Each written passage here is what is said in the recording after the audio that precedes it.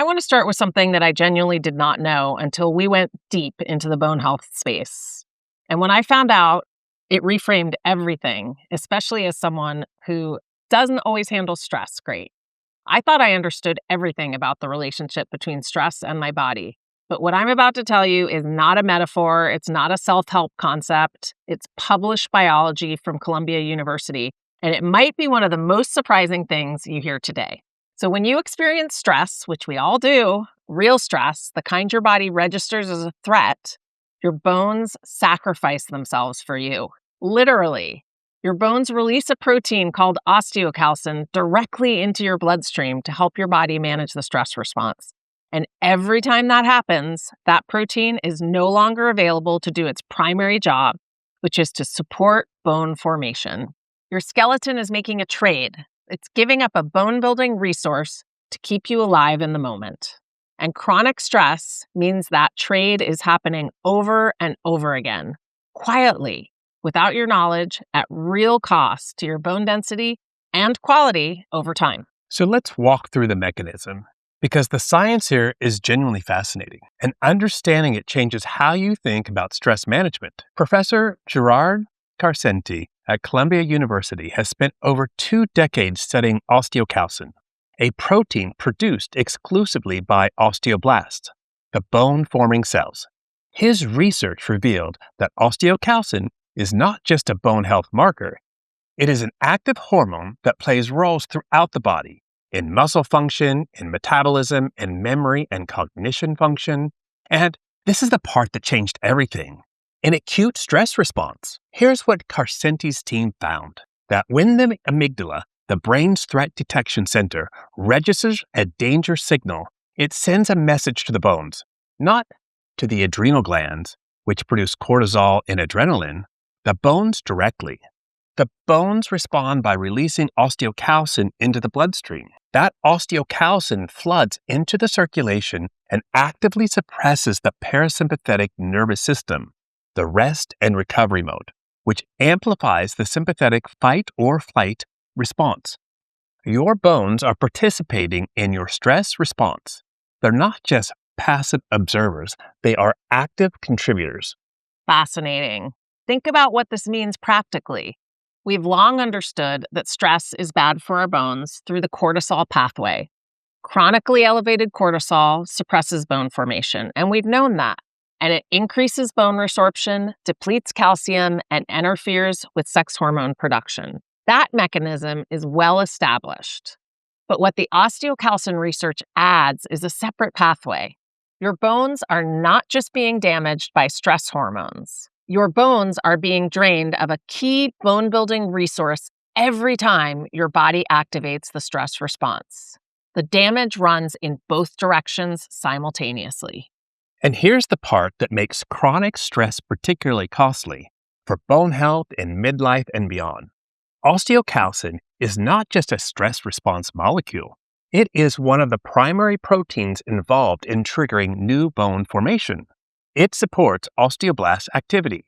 It plays a role in the bone remodeling cycle that determines whether bone mass is maintained or lost. When osteocalcin is constantly being redirected towards stress management, it is less available in the core bone building function. Chronic stress essentially creates a sustained diversion of one of the bone's most important construction resources. Now, add to this the well-established cortisol pathway that most people are more familiar with.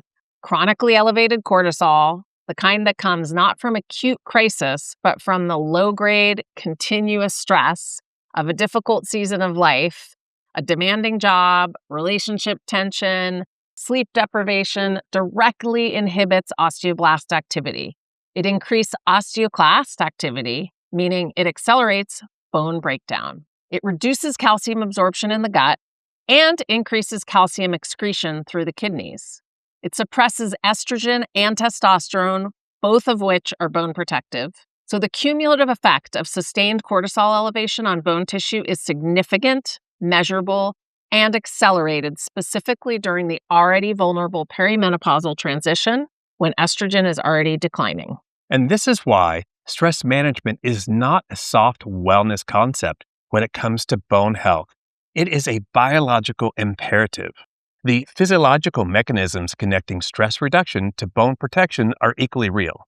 Interventions that effectively lower cortisol and regulate the stress response protect your bones through pathways that no supplement can fully replicate.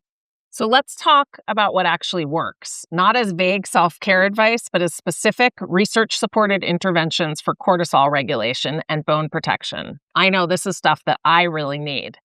And we want to be specific because the research on stress reduction is actually quite targeted. Not all stress management approaches have the same evidence base, and the approaches with the strongest data are simpler than most people expect. Breath work, specifically slow, controlled breathing with an extended exhale, is one of the most robustly evidence-supported acute cortisol interventions available.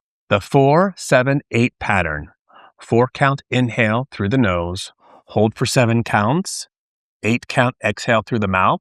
Multiple studies have shown measurable reductions in cortisol after as few as 5 cycles. The mechanisms are straightforward. The extended exhale activates the vagus nerve, which shifts the autonomic nervous system toward parasympathetic dominance. You are literally using your own breathing to activate the physiological state that turns off the stress response. 5 minutes anywhere, no equipment. If you do nothing else with what you've learned today, start here. Morning outdoor exposure, specifically natural light in the first 30 to 60 minutes after waking without a phone, sets your cortisol circadian rhythm. Cortisol is supposed to peak shortly after waking and decline through the day. When that rhythm is intact, your stress response is contained to its appropriate window, and the overnight bone rebuilding process runs with less cortisol interference.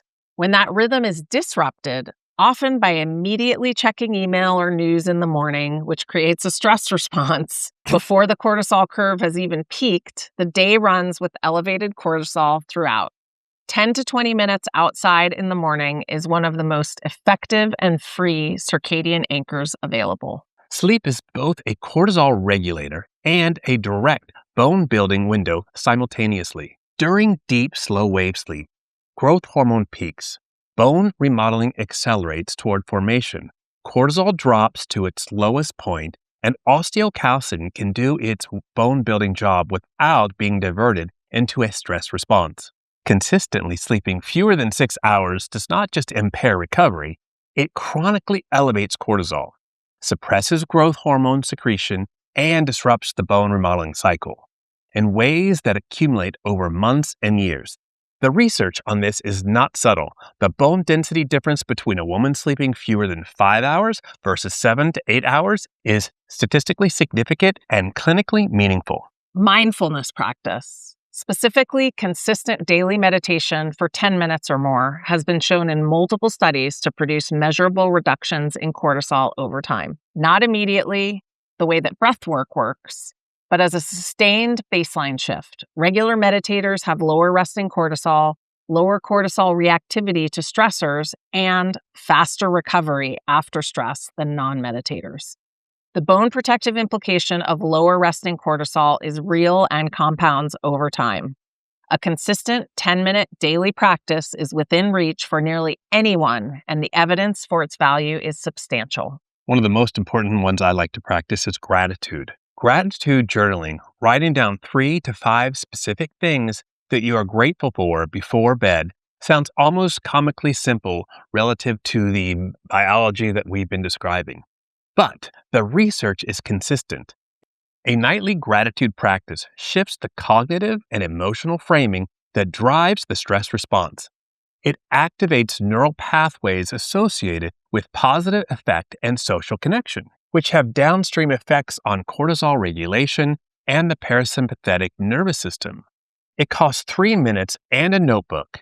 And if it seems too simple to work, the correct response is to try it and watch what happens. Adaptogenic herbs, one of my favorites. Ashwagandha most prominently, but also rhodiola, eleuthero, and others have clinical evidence supporting their ability to modulate the cortisol response and reduce perceived stress. Ashwagandha specifically has been studied in multiple randomized controlled trials, showing significant reduction in cortisol levels in chronically stressed adults. These are not cure-alls, and they are not substitutes for the foundational practices we just described. But in periods of unusually high stress, they are a legitimate and evidence-based support tool. Here is what we want you to take away from this conversation. Stress management for bone health is not about eliminating stress from your life. Because that's impossible.